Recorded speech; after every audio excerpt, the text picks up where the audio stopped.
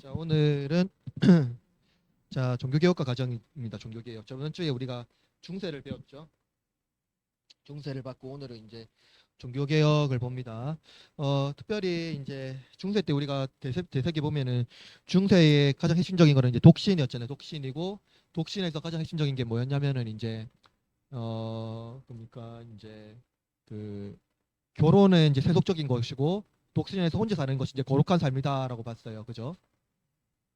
그래서 이제 가정이 이제 중세 때 사실은 그게 이제 왜 그러냐면 제가 역사로 보면은 원래 제가 초대교회 때 교회와 가정이 아주 밀접하다고 했잖아요. 왜냐면은 교회가 가정이었으니까요. 그러니까 초대교회는 우리가 처음에 사도 바울이 이제 회당에서 이제 전도를 했단 말이에요. 유대 이제 디아스포라 이제 흩어진 교회들이 이제 해당에서 모였잖아요. 그렇죠? 그래서 바울이 이제 회당을 찾아갔어요.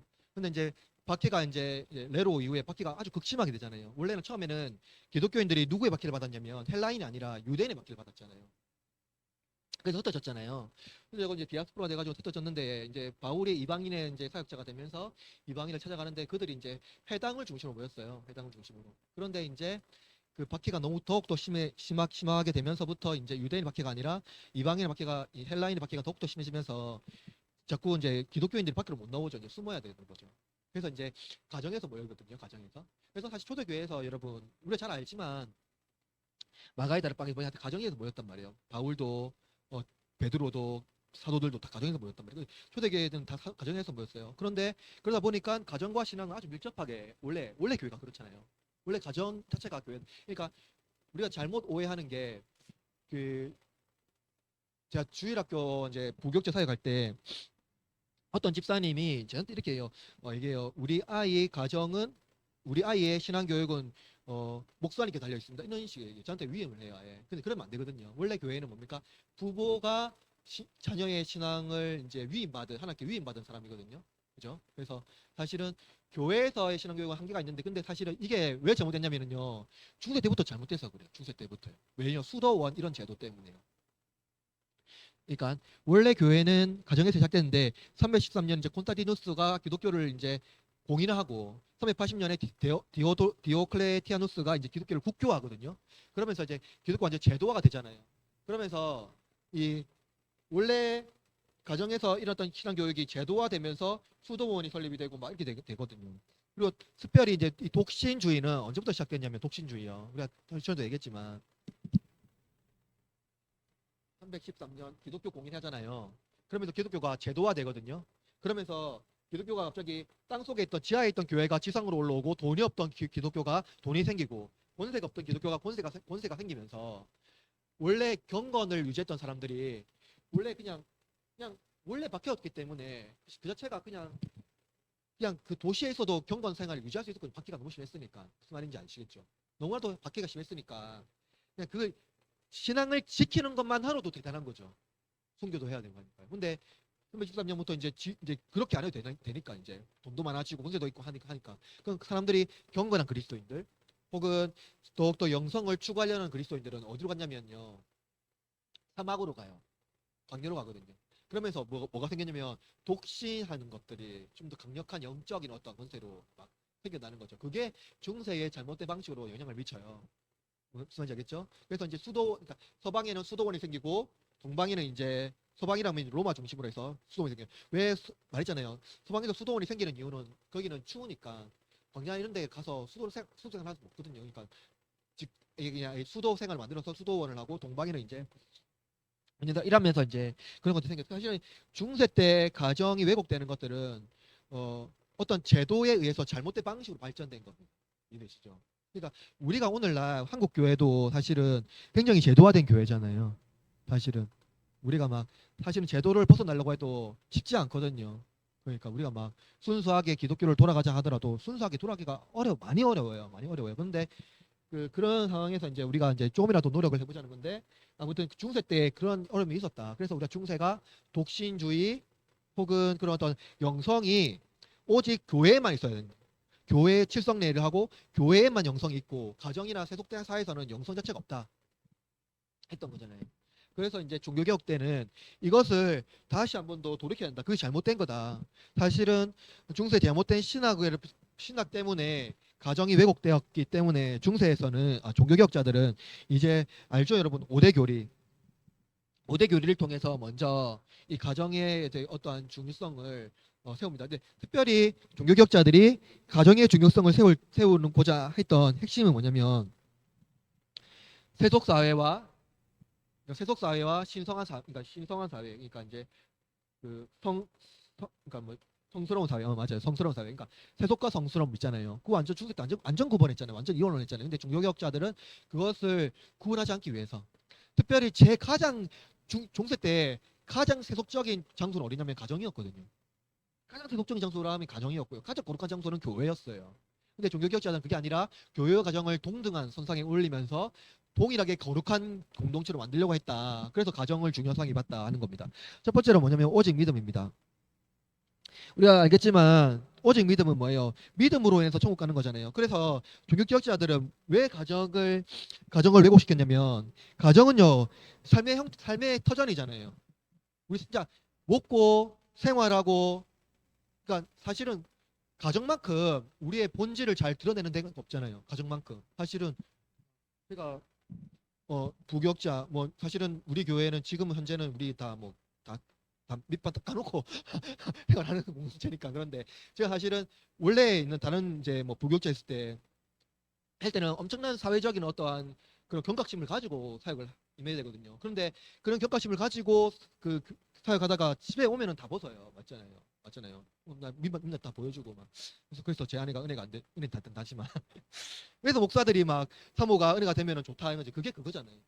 생활이 다 까지니까요. 맞잖아요. 그런데 그렇게 봤어요. 그래서 가정이 굉장히 그 모든 것들이 다 발가벗겨지는 현장이잖아요. 그런 현장이기 때문에 중세들은 그냥 그 뭐냐 중세는 이제 연옥사상, 공로사상이 있었으니까 그러한 그 행위 자체를 중요하게 봤기 때문에 가정에서 거룩한 삶이 뭐 없기 때문에 그냥 세속한 세계로만 봤던 거예요. 왜냐면은 진짜로 뭡니까 여러분?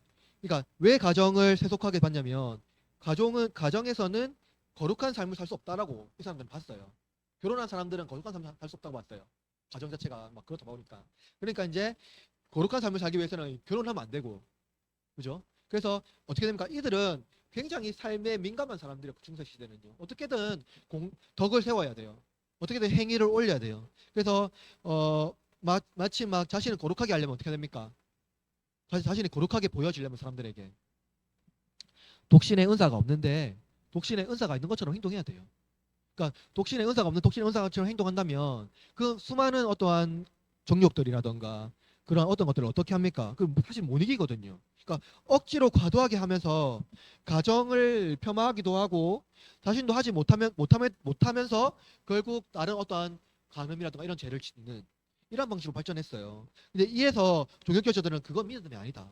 그거는 성경에서 말하는 믿음이 아니다. 너네들 그러니까 그 중세 시대에 말하는 신학자들이 말하는 그러한 삶의 방식의 가정은 사실은 우리 성경에서 말하는 그런 믿음이 아니다. 그러니까 믿음은 뭐냐면 우리가 구원받은 자로서 그러니까 우리가 하나님 앞에 믿음으로 구원받은 자로서 어떻게 합니까? 믿음의 삶을 살아내는 거죠. 살아내면서 끊임없이 그 믿음의 행보를 이뤄가는 거예요. 그러니까 오늘 오전에도 우리 목사님이 그 설교했지만 그래서 자존적 어떠한 고백을 했잖아요. 내가 아침에 김밥을 썼는데 처음에는 귀찮았는데 뭡니까? 나중에는 너무 기쁨이 됐잖아요. 그게 이제 삶의 형태에서는 하는 믿음에 의한 행위가 되는 거예요. 믿음에 의한 행위가 맞잖아요. 우리 안에서 일어나는 하나님께서 도우시고 믿음에 의한 행위가요. 근데 중세 애들은 그걸 믿지 않았거든요. 그러니까 우리의 가정에서 일어나는 모든 행동의 근거가 뭐냐면 구원받은 자로서의 어떤 믿음의 행위가 되는 거죠. 그래서 이제 오직 믿음으로 구원 얻었음으로 인하여서 그 믿음을 가장 먼저 실천해야 되는 현장이 어디냐면 교회가 아니라 가정이에요. 그죠? 그리고 또 뭡니까? 결혼하고 자녀를 낳아서 뭡니까? 하나님께서 기뻐하시는 뭡니까? 경건한 가정을 꾸려야 됩니다. 제일 중요한 것은 하나님께서 우리에게 주신 가정을 통하여서 자녀를 낳게 하고 자녀를 통해서 그들을 신앙으로 잘 양육하고 아주 하나님께서 기뻐하는 경건한 가정으로 만들어가는 것. 오직 믿음이다. 그래서 중세는 오해했고 종교결자들은 초대교회 원래 성경에서 말했던 이 믿음으로 다시 회복하는 겁니다. 그죠? 아까 말했다시피 초대교회의 오직 믿음은 가정이었어요. 그죠? 교회가 아니라. 자, 두 번째로 은혜입니다. 은혜. 중세교회는 자신의 자유의지로 인간 쪽에서 노력함으로써 구원을 얻었다고 가르쳤어요. 그러니까 그 뭡니까? 이거 중세는 이거였어요. 그러니까 이제 뭡니까? 뭐라고 하냐면 어, 정확한 표현인지 모르겠지만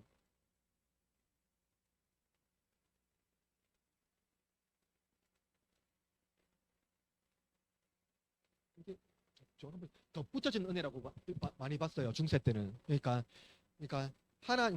하나님의 은혜와 인간의 삶이 같이 함께 합작해서 우리가 손을 뻗어야지 하나님께서 손을 내밀어 주신다고 믿었거든요. 그러니까 뭡니까?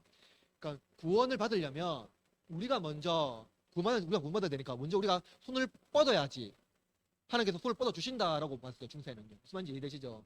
그래서 중세가 따졌던 은혜는 뭐냐면 내가 은혜를 받으려면 내가 먼저 은혜에 받기 위한 발걸음을 옮겨야 한다라고 봤어요. 그때 하나님께서 우리에게 은혜를 주신다라고 봤거든요. 유경자는 그렇지 않다고 봤어요.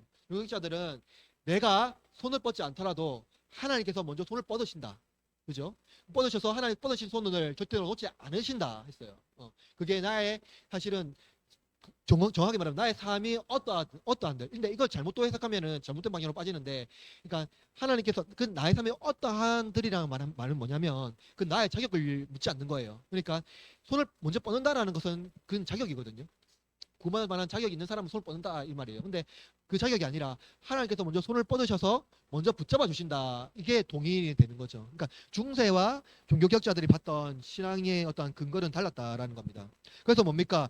중세 때 은혜를 받으려면 뭐합니까? 절제해야 돼요. 금욕해야 되고요. 철저하게 자신을 거기에 은혜 받을 수 있는 자격을 맞춰야 되는 거죠. 그래서 손을 뻗어야 되는 거예요. 그죠? 그러려면 뭐합니까? 가정에서의 생활을 포기해야 되는 거예요. 가정에서 설거지하고, 가정에서 아이를 낳고, 가정에서 아이를 위해서 자기의 모든 헌신을 어디로 옮겨야 됩니까? 교회로 옮겨야 돼. 이해되시죠? 교회에서 기도하고 신앙생활하고 하나님께서 주시는 어떤 그 성물들, 그러니까 그런 것들에 순례에 참여해야 되고 막 그런 것들을 아주 열심히 해야 되거든요. 그 행동이 바로 손을 뻗는 행동이라고 본 거죠. 그래서 뭡니까? 가정에서 생활하는 것들은 오히려 신앙의 공로에 전혀 도움이 안 된다 본 거예요. 그들이 그냥 은혜 본 거죠. 근데 종교개혁자들은 뭡니까? 우리가 어떠한 자격으로 손을 뻗는 것이 아니라 하나님께서 우리에게 주심으로 말미암아서 우리 모든 삶의 영역 안에서 은혜를 누리며 살아야 된다. 그러니까 하나님의 은혜의 영역은 우리의 삶의 모든 순간에 있고 그것이 어떠한 영역에 구분이 있는 것이 아니라 우리의 가장 삶의 어떤 터전 거기서 하나님의 은혜가 발현되었을 때 비로소 우리가 참된 신자로서 나갈 수 있다. 이렇게 말하는 겁니다. 자, 성경은 뭐예요? 성경은 사실은 중세의 성경은요. 굉장히 좀 잘못된 방식으로 성경을 이해했어요. 왜냐면은요. 이들의 성경은요. 중세서 성경은요. 성경책이 아니라 글자가 아니고 그림이었어요. 그림이었어요. 성경책이. 그림이었고 예술품이었어요. 예술품. 그러니까 동상들이 많았고 스테인글라스라든가 어떤 그림들이 많았고요. 그것으로 가르쳤거든요. 왜냐면은 설교도 없었어요. 사실은 설교가 그냥 기도문 읽는 게 끝이었어요. 당연히 성도들에게 가정에는 성경책이 당연히 없겠죠. 저도 못 읽습니다. 라틴어였기 때문에. 그리고 사실은 성직자들 중에서도 고위 성직자만 라틴어를 독해했지 그냥 기본적인 성직자들은요, 주교들은요, 그러니까 그 개교의 어떠한 그 사제들은요, 라틴어 자체를 몰랐어요. 그러다 보니까 성경에 대한 그냥 주교가 말해주는 게 그냥 성경이었어요. 주교가 말해주는 게 성경 방식이었어요. 그래서 아주 좋죠. 당신 헌금 안 하면 지옥 갑니다. 말하기 아주 좋잖아요. 너무 좋잖아요. 당신 지금 순례길에 참여 안 하면 당신의 조상들이 그가 말하는 연옥에서 평생 있을 겁니다. 그 지옥이거든요, 사실은. 있을 겁니다. 당신이 만약에 지금 베드로 성전을 위해서 헌신한다면 당신 조상들이 연옥에서 나올 뿐만 아니라 당신도 복을 누릴 것이고 당신 자녀도 은혜를 누릴 것입니다. 이렇게 말하면 누가 안 하겠어요? 당신이 성경책이 없어요. 말이 성경이었으니까. 그러니까 성경 자체를 가장 왜곡시켜 버렸거든요. 그래서 가정 타락의 가장 주범은요, 사실 성경이었어요. 그런데 종교개혁자는 뭐 했습니까? 성경을 어떻게 했어요? 번역했어요. 번역하고 가정에게 성경 제일 잘한 것은 가정에게 성경책을 돌려줬거든요. 가장에게 성경에 말씀할 수 있는 권위를 줬고 가장이 성경을 읽게 하고 가정 예배를 회복시켰어요. 원래 가정 예배 드려야 되는데 초대교회는 중세 그런 게 어디 있습니까? 전혀 할 수가 없었죠. 그래서 성경을 통해서 가정의 말씀을 회복하게 하고 성경을 줬다. 오직 그리스도는 중세의 하나님 인간 사이의 중보자 오직 그리스도뿐이라는 것을 흐릿하게 했어요. 왜냐면요, 이들의 중보자의 자리에 누가 앉았습니까? 예수님 대신에 중세 때 마리아가 앉았어요. 예수 그리스도 대신에 마리아가요. 마리아가 앉으면서 마리아의 상징적인 아이콘이 뭐였나요? 뭐였죠? 그, 그 처녀 뭐죠? 동정녀, 벌진, 동정녀가 그들이 사실은 이들을 얼마큼 왜곡시켰냐면 마리아는 요셉과 결혼도 안 했다. 이렇게 이제 발전시켜 버리거든요. 평생 동정녀로 살았다라고 말해요.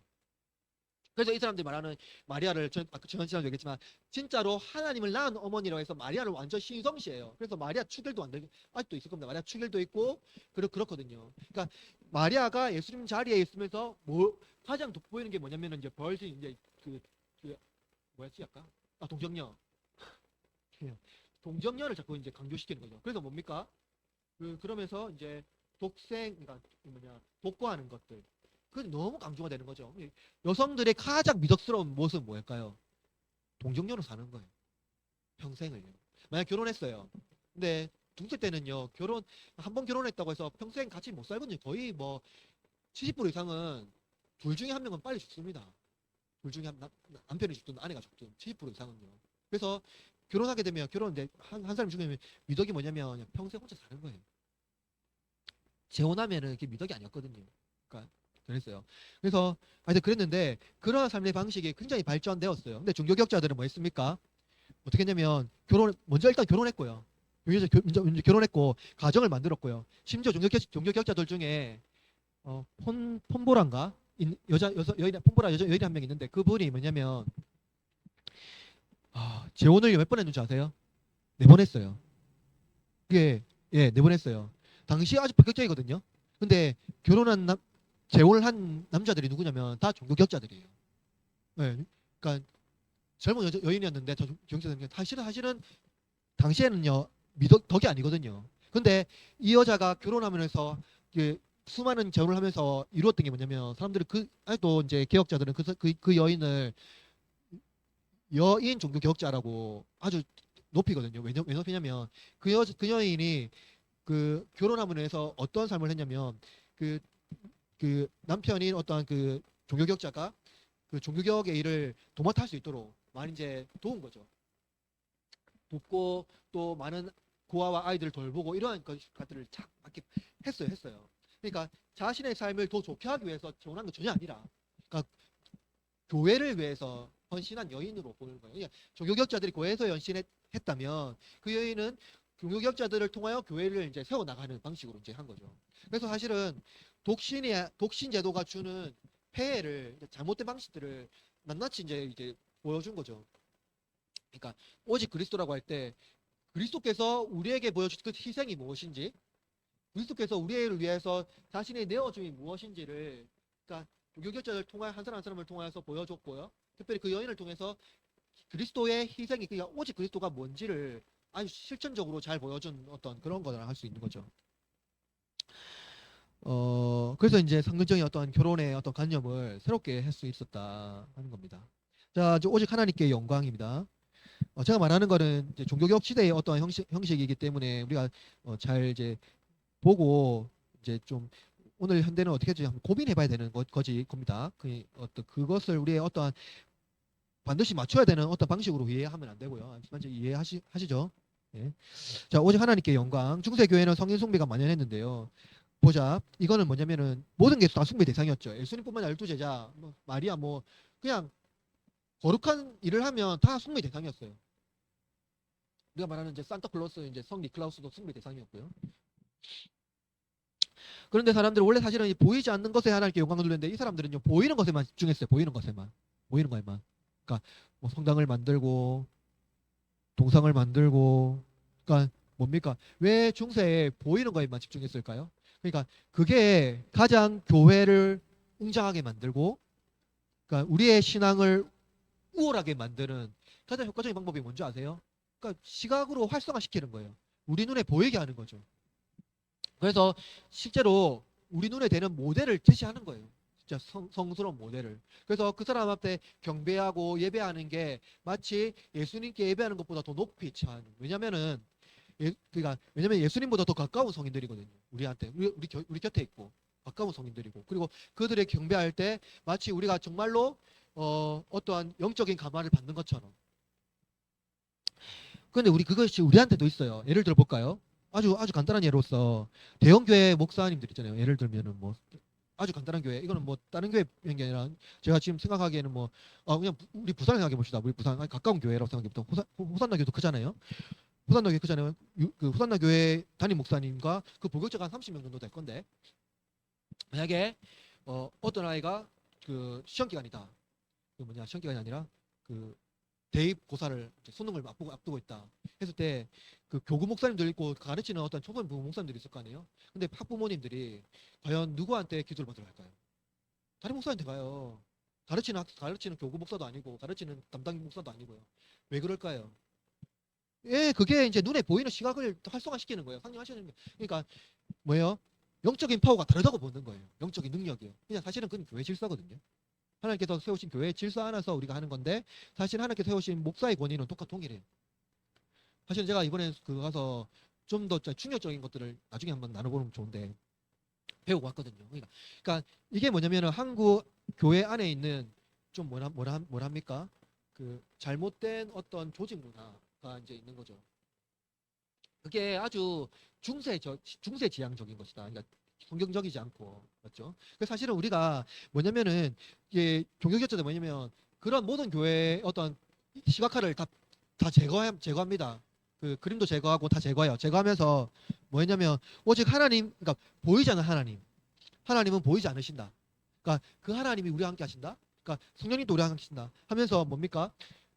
너희의 가정이 세속화된 것이 아니라 그 가정을 거룩하게 하시고 새롭게 하시는 분은 보이는 교회가 아니라 너의 가정에 임재하시는 하나님이시다 하는 거예요. 무슨 말인지 이해하시죠? 그러니까 우리 가정 가운데에 보이는 하나님이 아니라 우리 가정을 통치하시고 우리 가정에 세임을 주시고 우리 가정을 거룩하게 하시는 분은, 우리가 만약마다 와서 아주 큰 교회에 영적인 파워 있는 그 목사님 앞에 기도받았을 때 그 순간이 아니라 가정에서 밥 먹고 식사하고 그냥 아침에도 말했지만 김밥을 쌀 때 누리는 그러한 하나님, 그죠?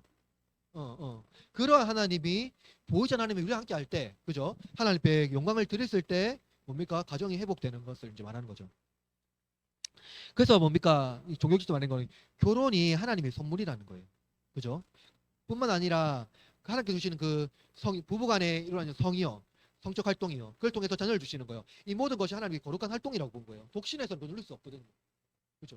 누릴 수 없거든요. 무엇보다도 하나님께서 영광이 가정에서도 보이지 않는 하나님이 우리 가정의 통치자이시며 주인이라는 것을 이제 선포하는 것. 그것이 엄청나게 놀라운 이제 개혁이다. 그죠? 자, 그러면 이제 가정 결혼의 이제 개혁, 만인 제사장과 가정을 봅시다. 중세 신앙 생활은 평범한 일상의 신앙이 아니라 교회와 수도원에서, 교회나 이제 수도원, 성당이죠. 수도원 또 수녀원에서 특별한 사람과 특별 장소에 이제 전유물이었다는 거예요. 그러니까 신앙생활의 가장 핵심은 일상에서 찾을 수 없다. 그죠? 신앙하려면 어떻게 됩니까? 교회 가야 돼요. 그러니까 성유물에 기도해야 되고 예배해야 되고, 그리고 이제 수도원에 가서 그들과 이제 교제해야 되는 거죠. 이제 그러니까 일반적인 교제를 하면 안 돼요. 그러니까 중세 때는요, 친구와 친구를 만나서 신앙의 교제가 할 수 없다고 봐요. 아무리 뭐 같은 신앙의 교제를 하더라도 반드시 교제하려면 뭡니까? 거기에 주교가 있어야 돼요. 주교가 있어야 돼. 주교가 있어야 되고 그 어떤 수도자가 있어야 돼요. 그래야지 신앙의 교제가 된다고 봤어요. 무슨 말인지 이해되시죠? 그러니까 절대적으로 일상에서 일어날 수 없고 뭡니까? 특별한 어떤 장소, 특별한 사람과의 만남을 통해서만 이제 신앙이 꽃피울 수 있다라고 봤어요. 그러나 이제 종교 교체자들은 그러한 것들 다 파괴하죠. 사제주의 파괴하고 뭡니까? 만인 제사장을 얘기하면서 그 특별히 사제들이 얘기했던 것 중에 가장 그좀 중에 하나는 뭐냐면, 만인 제사장 중에 사제의 권위를 누구한테 이식했냐면 가장에게 그 이식을 했다 하는 게 이제 독특한 특징이라는 겁니다. 그죠? 그래서 사실은 가장이라고 하더라도 가정에서는 말씀의 권위가 전혀 말씀드리려면 반드시 주교한테 가야 돼요. 그죠? 근데 종교제는 그것을 변혁했다 하는 겁니다. 종교격 이거요. 중세교회 입장에서는 가정은요 하나님의 주신 선물이라기보다는 죄를 최소화하는 부처적인 이제 그 기관으로 간주했어요. 그러나 종교개혁이 이제 시작되었고 뭡니까? 그리스도 모든 그리스도인의 삶이 이제 거룩해야 되고 이제 봤어요. 이제 그러니까 그 가정에서의 생활이 거룩해져야만이 그 사람의 삶의 전체 영역이 이제 거룩해지는 거예요. 왜냐면 아까도 얘기했지만 가정이라는 영역이 가장 우리가 이제 세속화된 영역이거든요. 그러니까 우리 아까 시현지 자매가 오기 전에 이제 말했는데 뭐냐면은 가정은 이제 사실은 민낯 그대로 보여지잖아요. 막 아무것도 없이 그냥 허울 없이 다 자신의 있는 것들 다 보여지는데 그래서 가정이 이제 가장 세속화된 영역이 가정이란 말이죠. 근데 그 영역이 만약에 거룩하지 않고 하나님을 우리의 주인으로 우리가 인정하지 않는다면 우리는 어디 가더라도 하나님을 주인으로 인정할 수 없다 하는 게 이제 개혁자들의 이제 말이라는 거죠. 그래서 개혁자들이 말하는 것은 뭐냐면 그러니까 5대에 말했던 이 모든 것들이 가정에서 이루어져야 되고 뿐만 아니라 오직 은혜와 믿음으로 말미암는 구원과 성례에 대한 모든 것이 가정 안에서 바르게 실현이 될 때 이제 참된 개혁 운동이 일어날 수 있다 하는 겁니다. 그러기 위해서는 뭡니까? 독신 제도가 잘못된 방식이라는 것을 이제 깨트려야 되고요. 그래서 그것이 결코 성경적이지 않다라는 것을 이제 바로 이제 볼 수 있도록 해야 되는 겁니다. 그래서 이제 종교개혁자들이 했던 것은 결혼에 관한 영역을 세속 정부로 하여금 적극적으로 되찾기로 했다는 겁니다. 자, 두 번째로 이제 가정 개혁이 일으킨 변화는 뭐냐면 종교개혁자들은 결혼이 하나님의 법에 합당할 뿐만 아니라 정당하다고 봤어요. 구약 성경을 보면 제사장도 대제사장도 다 결혼하거든요. 그렇죠? 다 결혼합니다. 모세, 아론 다 결혼합니다. 초대교회 사도들도 대부분 결혼했습니다. 이 바울도 결혼했어요. 그 성경에서는 정확히 알 수 없는데 왜 결혼했냐면 그거는 이제 유대 문화를 알아야 되는데 바울이 랍비였거든요. 가말리아 문화에서 받았던 랍비 문화가 그러니까 바울은 유대인이고 유대인 중에 가장 학자의 집안이에요. 그리고 그 사람은 학자였기 때문에 랍비라고 불러요. 근데 유대인 문화에서 결혼 안 한 사람들은 랍비라 부를 수가 없습니다. 무슨 말인지 이해되시죠? 그러니까 결혼했어요. 어, 다 내려놨죠. 그러니까 자기가 결혼했음에도 불구하고 그것을 내려놓고 이제 사도로 부름받고 이제 다 내려놓고 간 거예요.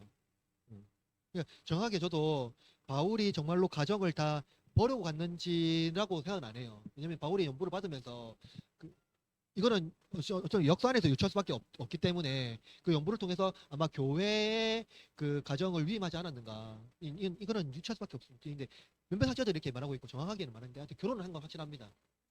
예. 근데 결혼한 건 확실해요. 왜냐면 유대 문화에서 랍비는 결혼 안 하면 랍비가 안 됩니다. 그건 맞아요. 그래서 다 성경에 보면 제사 다 결혼했거든요. 근데 중세 때 잘못된 방식으로 해서 결혼이 이제 잘못된 거죠. 그런 거예요. 그렇죠? 자, 그래서 이제 그다음에 이제 독신제도 보면은 이제 이겁니다. 도표를 보세요. 3페이지 도표 보세요. 중세라 종교개혁을 이제 나눴는데요. 3을 보면은 중세 때는 뭡니까? 세상의 도피예요. 이제 그 신앙과 삶의 영역 보면 종교개혁은 세상을 변화시키는 거고요. 경건은요. 결혼을 피함으로써 청상의 생활을 열망합니다. 그 아까 말했잖아요.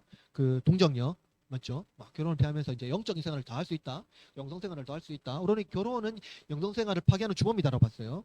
그러나 이제 종교개혁은 결혼 안에서 의무를 수행하고 본성적인 규례를 지킨다 하는 거예요. 그렇죠? 그러니까 가장 세속화된 이 영역이 거룩해지지 않으면 안 된다 하는 겁니다. 모범은 뭡니까? 성직자의 수도 당연히 수녀겠죠. 왜냐면 독신자들이니까요. 그러나 이제 종교개혁은 자유로운 성도와 유익한 시민, 남편과 아내.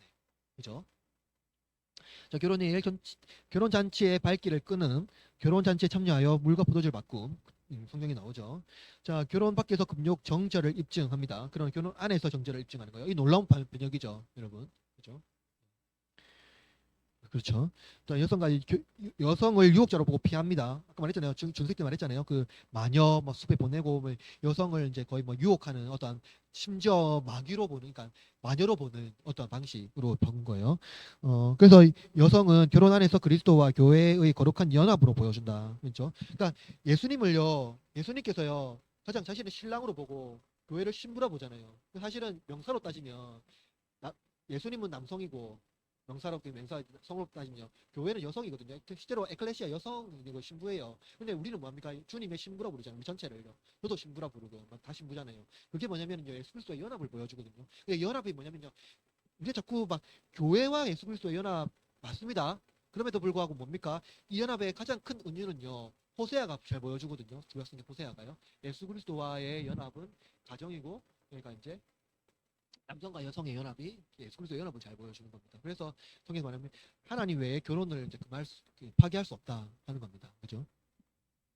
그래서 우리는 끊임없이 싸우더라도 끊임없이 연합해야 됩니다. 그죠? 참 죄인이라서 우리가 자 세상 재물을 버리는 거고요. 세상 재물을 유익하게 사용하는 겁니다. 자, 천국에 가서 누릴 행복을 추구하고요. 이 땅에서 이미 행복을 누리고 있는 겁니다. 자, 훈련은 독신과 가난이고요. 이제 종교는 가난과 절제고요. 자세는 예속과 굴종이고요. 자유와 자원하는 순종입니다. 자, 종교개혁자들의 이제 여러 가지 생각들이 있는데 이것은 이제 핵심적으로 말하면 이겁니다. 뭐 쉽게 말하면 이제 이것은 루터파와 칼빈파하고 어떤 좀 나눠지는데요. 쉽게 말하면 이제 루터파는 어,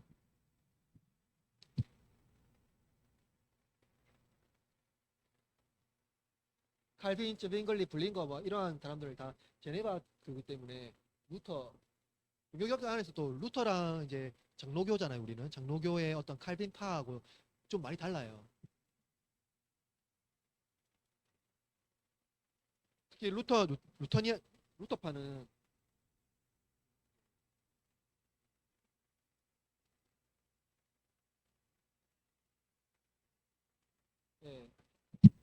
예, 사실 우리가 종교개혁인데 크게 종교개혁의 가장 큰 핵심은 루터파, 칼빈파 그리고 세례 그 뭐냐 제세례파가 있거든요. 이제 침례교 하는. 근데 사실은 보통 이제 칼빈에 나와서 칼빈에서 이제 영국에 이제 성공해.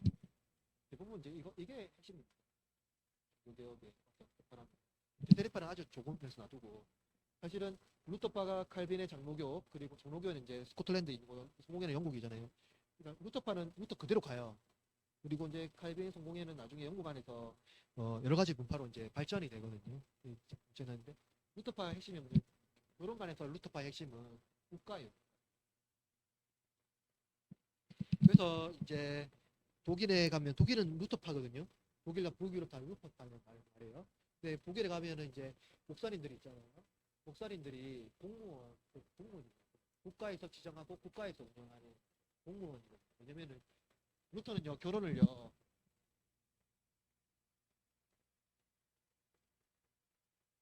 국가의 어떤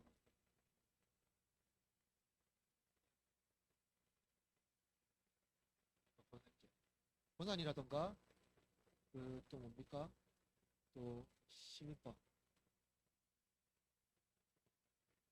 국가의 권한 또 시민법 그러니까 어떤 법 조항으로 만들어요. 국가에 아예 속시켜 버리거든요. 죽을 때는 뭐였죠? 결혼이 교회에서 다 했어요. 교회법으로 다 했거든요.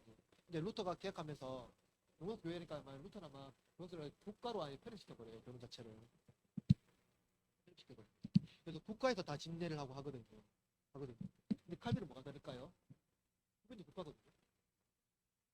플러스가 뭐냐면 교회.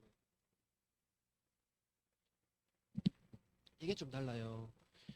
그게 뭐냐면 어, 그, 그 루터는 그 이 결혼 자체를 그 뭐냐 국가가 이제 그 통치하고 국가에서 이제 그것을 한 거 봤는데 종교개혁자들은 어 종교개혁자들은 그 그 뭡니까 그겁니다 이제 어, 이거예요. 이거 이제 우리가 이건 보고 이제 이거예요. 이제 언약. 이 언약이 가장 중요했어요. 언약이요. 보면은 어, 뭡니까? 그 왜냐면 루터파에서는 국가의 법이 중요했거든요. 법에 안에서 결혼을 하고 이제 이렇게 했고요. 칼빈은 국가와 교회 안에서 이제 이 언약 신학을 이제 결혼이라는 관계에 들고 오거든요. 이게 뭐냐면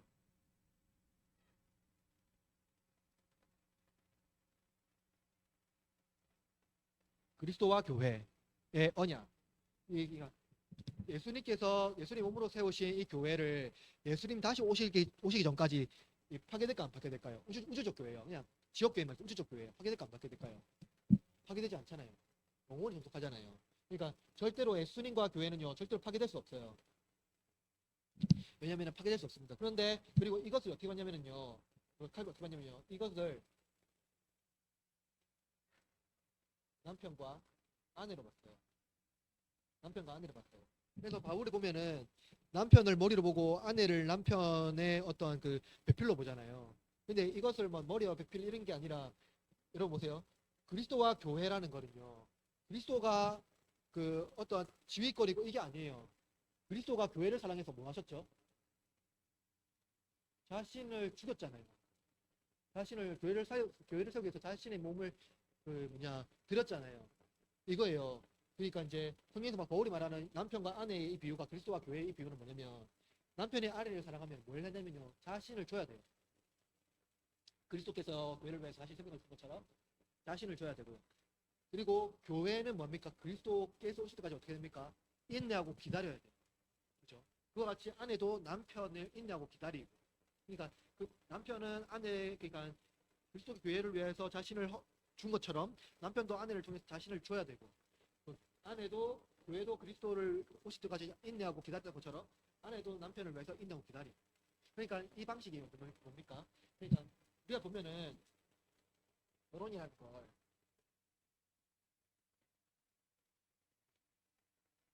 남녀의 관계로만 보잖아요. 내가 청혼을 하고 돈을 받아주고 결혼한다고 하잖아요. 그런데 이 언약의 관계에서 칼빈 말했던 이 남녀의 관계에서 남녀뿐만 아니라 이 사이에 반드시 누가 있어야 될까요? 그렇죠. 그냥 하나님. 이 하나님이 여기 왜 있냐면요. 하나님이 이들의 언약에 언약이 지켜요. 하나님 언약이 지켜거든요. 그래서 이 결혼의 관계에 있어서 남편과 아내가 그리스도의 몸과 그리스도의 교회가 연합된 것처럼 남편도 아내도 그리스도와 교회를 사랑하신 것처럼 교회가 그리스도를 오시기 기다린 것처럼 그러한 방식으로 가정을 이루어 놔야 되고 연합해야 된다. 이런 것을 이제 개혁자 이제 칼빈은 이제 주장한 거예요. 주장했어요. 그래서 이제 칼빈이 말하는 것은 뭐냐면 그 의미에서 뭡니까? 그러니까 어떻게 보면은 루터가 말하는 이 법조항보다 훨씬 더 기독교 어떤 예식에서는 더 강력하잖아요. 맞죠? 그러니까 우리가 결혼을 깨뜨리면 뭐가 깨지는 겁니까, 여러분? 가정이 깨지는 게 아니에요. 언약이 깨지는 거예요. 어떤 언약이 깨질까요?